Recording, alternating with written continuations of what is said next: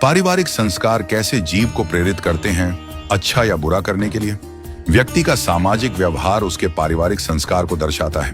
इसको समझने के लिए सुंदर वृत्तांत की चर्चा करते हैं। एक राजा के पास सुंदर घोड़ी थी। कई बार युद्ध में इस घोड़ी ने राजा के प्राण बचाए और घोड़ी राजा के लिए पूरी वफादार थी। कुछ दिनों के बाद इस घोड़ी ने एक बच्चे को जन्म दिया।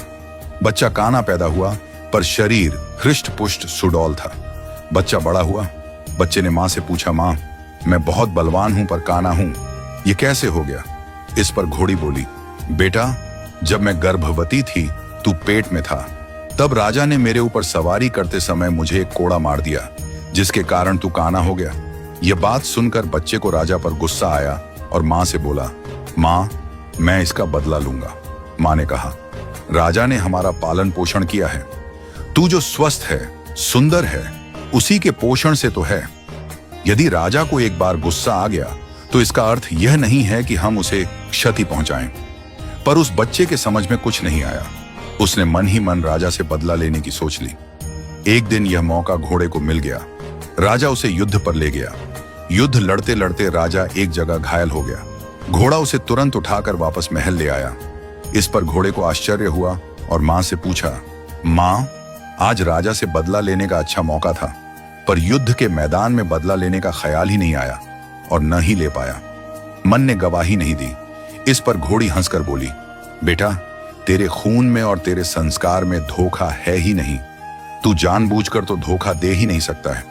तुझसे नम कहरामी हो नहीं सकती, क्योंकि तेरी नस्ल में तेरी मां का ही तो अंश है। जैसे जल में मिला हुआ चंदन अपनी शीतलता नहीं खोता, वैसे ही जिनके भीतर सच्चे संस्कार होते हैं वे विपरीत परिस्थितियों में भी अपनी मर्यादा नहीं खोते। वास्तव में यह सत्य है कि जैसे हमारे संस्कार होते हैं, वैसा ही हमारे मन का व्यवहार होता है। हमारे पारिवारिक संस्कार अवचेतन मस्तिष्क में गहरे बैठ जाते हैं। माता पिता जिस संस्कार के होते हैं, उनके बच्चे भी उसी संस्कारों को लेकर पैदा होते हैं। हमारे कर्म ही संस्कार बनते हैं और संस्कार ही प्रारब्धों का रूप लेते हैं। यदि हम कर्मों को सही व बेहतर दिशा दे दें तो संस्कार अच्छे बनेंगे, और संस्कार अच्छे बनेंगे तो जो प्रारब्ध का फल बनेगा वह मीठा व स्वादिष्ट होगा। छल कपट या धोखा भी न करें।